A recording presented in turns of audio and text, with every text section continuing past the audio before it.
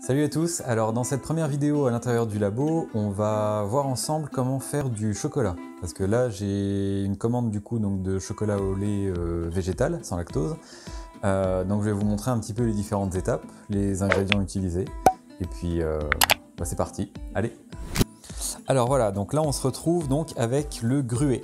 Donc pour commencer, on va ajouter ce gruet dans la broyeuse. Alors qu'est-ce que c'est le gruet? C'est tout simplement en fait des fèves de cacao qui sont torréfiées et concassées. Là je suis parti sur des fèves du Guatemala parce que déjà c'est pour leur très grande qualité, c'est l'un des berceaux originels du cacao, mais aussi pour leurs arômes naturels d'agrumes et de fruits rouges. Lorsque le gruet du coup sera suffisamment broyé, le beurre de cacao qui est contenu à l'intérieur, il va se libérer et on va former ce qu'on appelle la pâte de cacao. Une fois qu'on a obtenu cette pâte, on va y ajouter du sucre. Alors là je suis parti plutôt sur du sucre blanc, mais ça peut être du sucre roux. Pour la petite parenthèse, le sucre, ça fera l'objet d'une prochaine vidéo, parce que quand on pense sucre blanc, on pense sucre raffiné, alors que pas du tout. En fait, 90% du sucre blanc, c'est issu de la betterave, et il est naturellement blanc. Par exemple, la cassonade, c'est un sucre roux, mais en réalité, c'est un sucre blanc qui est raffiné et coloré pour être roux. Et ça, on aura l'occasion d'y revenir plus tard. Là, une fois qu'on a fait le mélange, donc gruet et sucre, une fois que ce sera bien homogénéisé, on va y rajouter la poudre de lait. Donc là, la poudre de lait, c'est de la poudre de lait de soja, qui est très lactée, plutôt neutre en arrière-goût, comparé par exemple à du lait d'amande, du lait de riz ou encore du lait de coco. Les différents laits, ça peut être intéressant pour parfumer un chocolat, mais là pour la recette, moi c'est pas ce que je recherche. Une fois que là on a ces trois éléments qui sont bien homogénéisés, on va rajouter du beurre de cacao. Donc du beurre de cacao qui sera fondu évidemment. Là j'ai des pistoles de beurre de cacao. Bon, c'est déjà cristallisé, donc c'est pas forcément intéressant parce que niveau tarif c'est un petit peu plus cher. Mais là c'est tout ce que j'avais sous la main. Donc on partirait plutôt sur du beurre de cacao qui est en bloc et donc non cristallisé, puisque de toute façon on va le faire fondre. Une fois qu'on a rajouté le beurre de cacao à la poudre de lait, au sucre et au gruet, on va obtenir une pâte du coup qui va être déjà le chocolat, mais là on va laisser concher pendant 72 heures. Le conchage, c'est une étape très importante, ça permet en fait aux acides volatiles du cacao de s'échapper, les différents arômes vont pouvoir bien se développer et la granulométrie surtout va diminuer pour que la poudre de lait, les grains de sucre et de cacao soient imperceptibles en bouche. Et après le conchage, donc, on peut idéalement faire vieillir le chocolat obtenu quelques semaines pour qu'il développe encore un petit peu plus ses arômes. Donc là on se retrouve au niveau de la broyeuse. Donc j'ai préféré faire la vidéo d'explication un petit peu avant parce que vous allez voir que ça fait quand même pas mal de bruit. Je vais commencer à la faire tourner et puis je vais rajouter petit à petit le gruet déjà.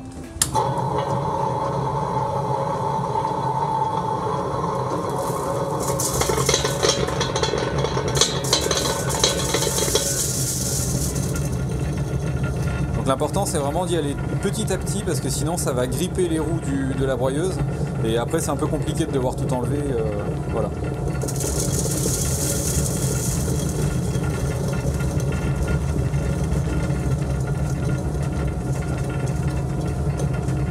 Un petit peu de mal à faire la mise au point.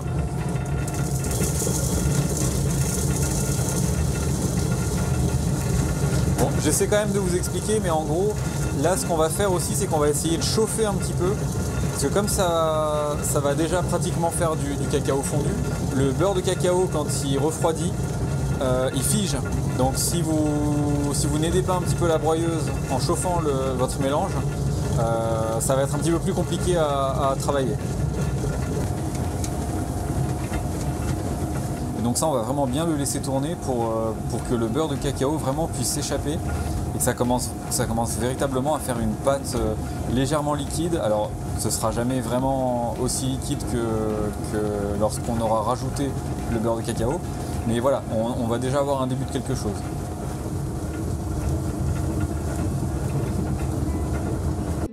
Là vous pouvez voir sur ma rise, j'ai raclé un petit peu les bords. Et là voilà, on a déjà une pâte qui se forme avec encore des petits morceaux à l'intérieur. Et cette pâte, elle est même déjà quasiment figée. Parce que sortie de la cuve comme ça, le chocolat commence déjà un peu à refroidir. Enfin, techniquement c'est pas encore du chocolat, parce qu'il n'y a pas encore de sucre. Donc là le beurre de cacao commence vraiment à se libérer. Quand on racle un petit peu, on voit, enfin, si la mise au point se fait, voilà, on voit qu'on commence à avoir une pâte. Regardez.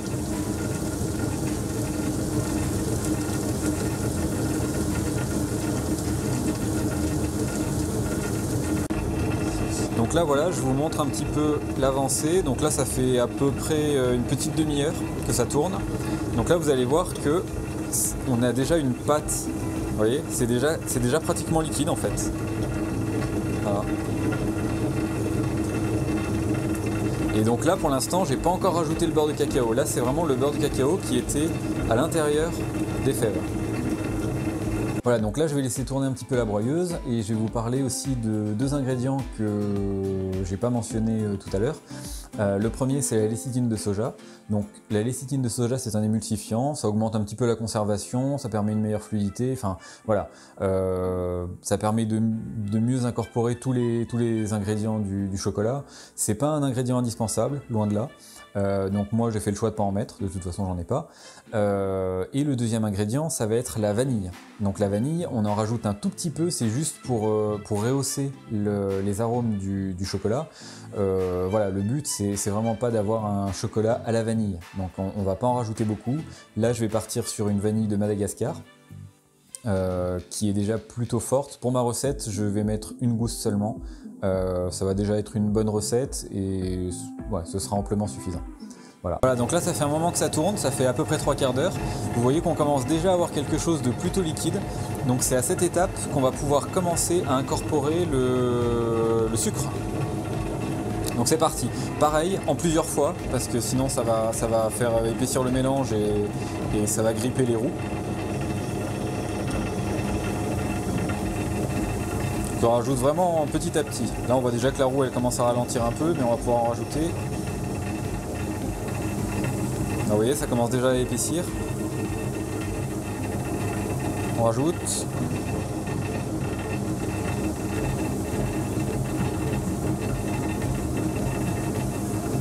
On rajoute encore un petit peu.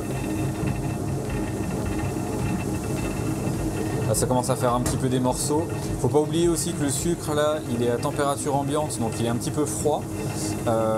Donc on refroidit notre masse là. Donc on va y aller tranquillement, on va laisser se réchauffer un peu. On peut aider un petit peu avec un coup de sèche-cheveux ou de décapeur. Et voilà. Là, vous voyez qu'on a quelque chose qui n'est plus très liquide. Ça a un petit peu épaissi, c'est plutôt granuleux. Ça se voit pas mal. Donc là voilà, on va laisser tourner ça et puis on va laisser refluidifier un petit peu la masse. Voilà, donc la gousse de vanille, elle sera rajoutée juste avant d'incorporer le beurre de cacao. Faut vraiment partir sur, alors, soit sur de la gousse de vanille que vous allez ouvrir, prendre les graines et puis les rajouter à l'intérieur, soit si vous avez déjà de l'extrait de vanille en poudre. Voilà, surtout pas de liquide. Si vous rajoutez une goutte de liquide dans votre mélange, vous allez le flinguer parce que tout de suite ça va épaissir votre chocolat et il sera inutilisable. Vous pourrez toujours l'utiliser dans des applications de pâtisserie par exemple, mais vous ne pourrez plus l'utiliser en tant que chocolat de couverture pour faire des tablettes, des moulages, etc. Le chocolat sera bien trop épais pour être travaillé. Voilà, donc là ce qu'on va faire c'est qu'on va pouvoir ajouter la poudre de lait. Moi j'ai déjà ouvert la vanille, j'ai extrait les graines de vanille et je les ai mélangées à la poudre. Donc comme ça au moins le mélange il se fait directement. Il n'y a pas besoin de rajouter ça après, c'est un peu plus efficace. Donc là pareil, on en rajoute tout doucement.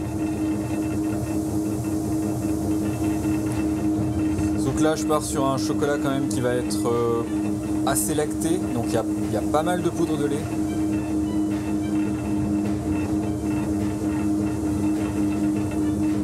Voilà, je pense qu'on va déjà laisser ça se mélanger un peu. On va venir mélanger avec la maryse, décoller un petit peu les bords. Vous voyez, ça fait déjà une pâte quand même un petit peu épaisse là.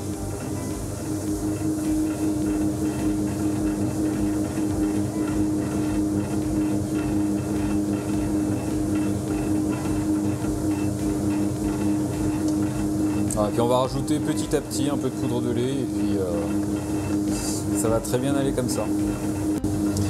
Donc là ça fait encore 1 heure que ça tourne. Vous voyez que c'est vraiment plus liquide du tout. Il me reste encore encore pas mal de poudre de lait à rajouter.